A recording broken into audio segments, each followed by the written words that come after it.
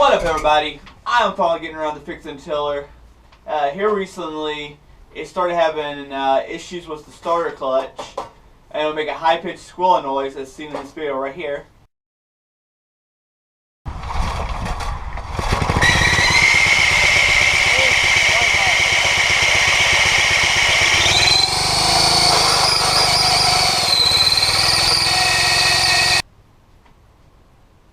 And so we're going to put a new starter clutch in today. Let's see. Tools needed. I'll be using 3/8. I'll be using 3/8 with the 7/8. I'll be using this special starter clutch tool wrench socket. I'll post a link to it on Amazon. A lot easier than the ways I used to do it with a chisel or something. But this is the best way to go, and it's not expensive. I think this was $12, so well worth putting in your toolbox. I don't have a flywheel holder, so I'm going to be using this, my little pry bar.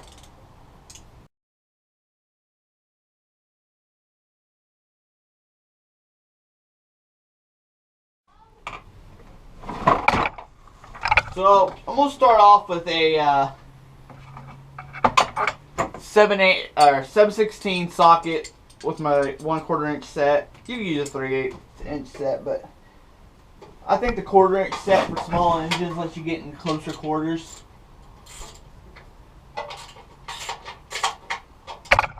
Y'all, camera's right good on that.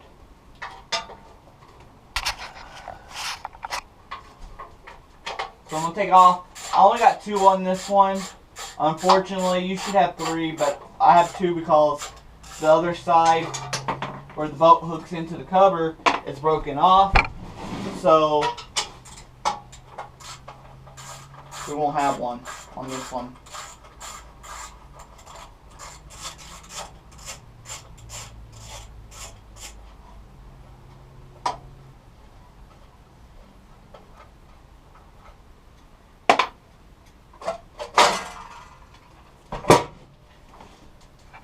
There's that. I'm going to remove the coil here. These are 2 5/16 bolts right here. You need 5/16 socket, I mean, to remove those out of here. I'm just going to use a deep well 5/16 socket on a 1/4 inch set. I'm just going to put that out of my way.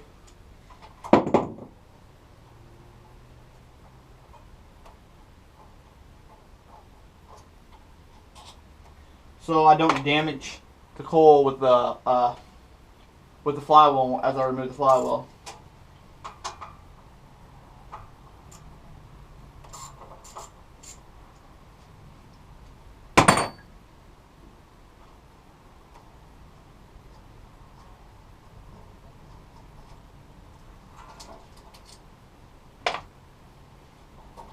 I'm just going to try to set this over here out of the way. Alright, that's where this tool comes in, and this. Well, actually, let's pause this and take a second. On most of them, you'd have a mesh cover here. The mesh cover on this one was actually destroyed, so I don't have that on mine. If you had that on yours, you'll need a 1/4 inch socket, and take it off right there. And then you can get to the starter clutch, but since I don't have mine, we're gonna go ahead and remember this right here. It takes a 7/8 socket. I'm using a 3/4. Also, the reason I'm using a 3/4. I'm using a 3/8. The reason I'm using a 3/8 is so I can also use my torque wrench. Oh, that's which I forgot to post. That's the other tool we need. It's the torque wrench to torque it down to factory specs.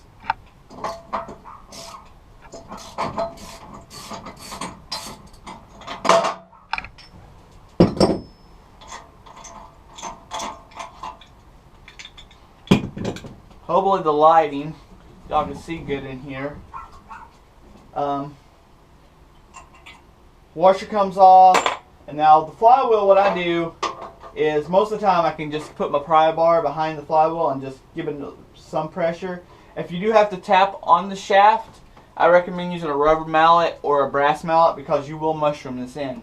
So anyway, this should come out easy on this one because it's been out a few times already. There it goes. And inspect your key. Make sure you ain't got a shared key, flywheel key. And you make sure when you get it back in there, you get it in there good too. I'm actually making sure I rotate this.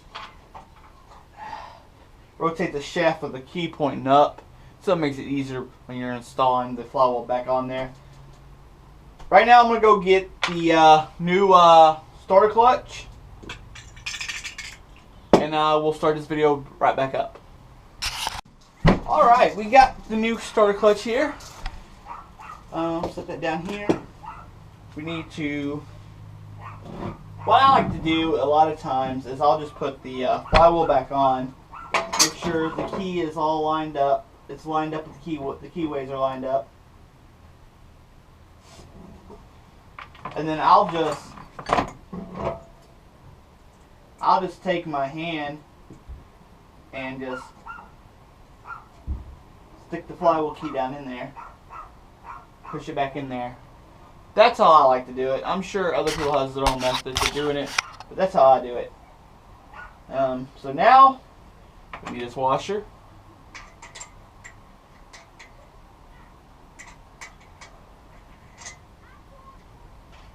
And then the new starter clutch, and I'm just going to hand tighten that on there.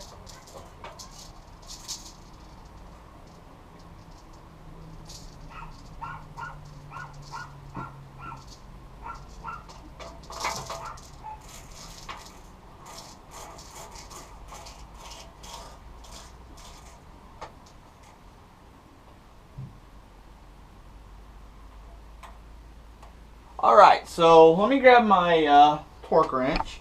So the specs for this is, I'm pretty sure it's 55 foot-pounds.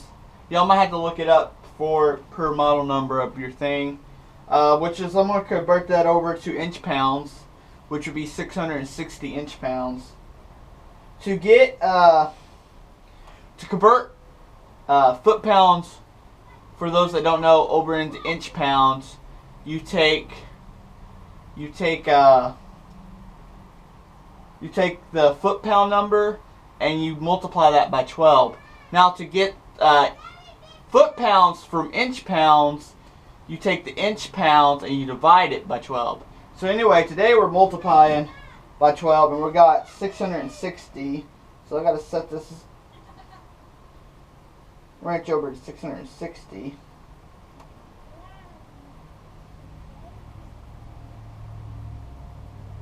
Right there.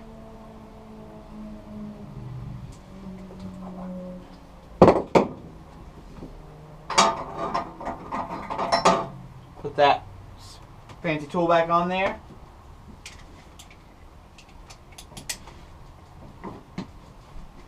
I'm just gonna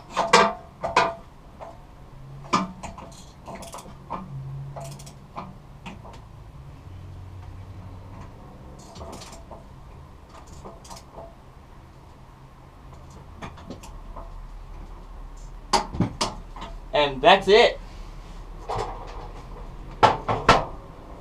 That is torqued down to factory specs. So now I'm going to put this magnet up here, and this is where this piece of paper comes in. This is where I'm going to use the piece of paper. I'm going to take the fold up printer paper in half. I'm going to lay it right here, and then I'm going to lay this cool right down on it. See, remember I got the magnet side up, so the magnet's going to pull it up closer to it, which is going to set it to specs, to what it needs. So, put the 5/16 bolts back in there.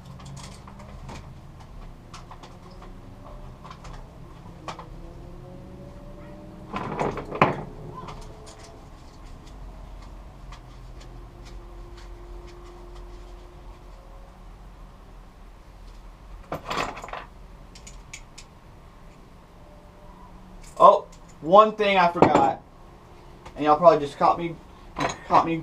I forgot something. Let's put this back on there. Don't do what I did. and forget that. It happens. We all make mistakes.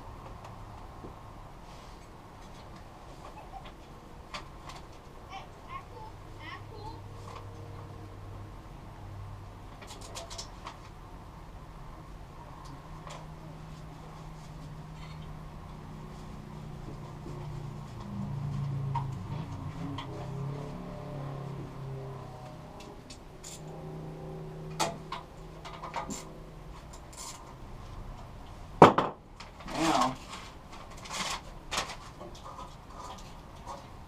we're good. Now we put the cover back on.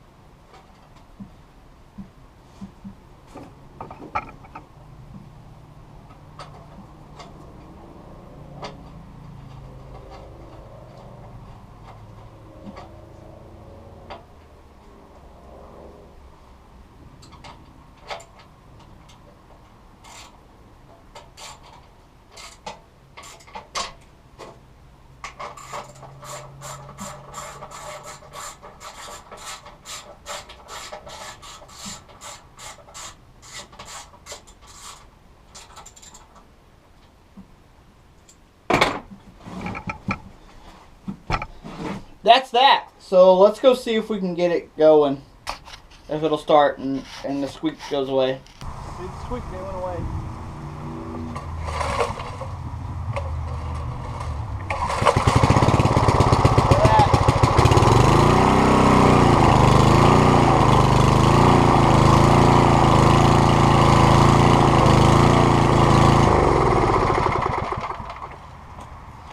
Just like that, the squeak went away. Carburetor's a little dirty on this, but anyway, that is it. That is how you put on a starter clutch on Flathead Briggs.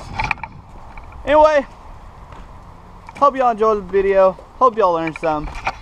I'll see y'all later.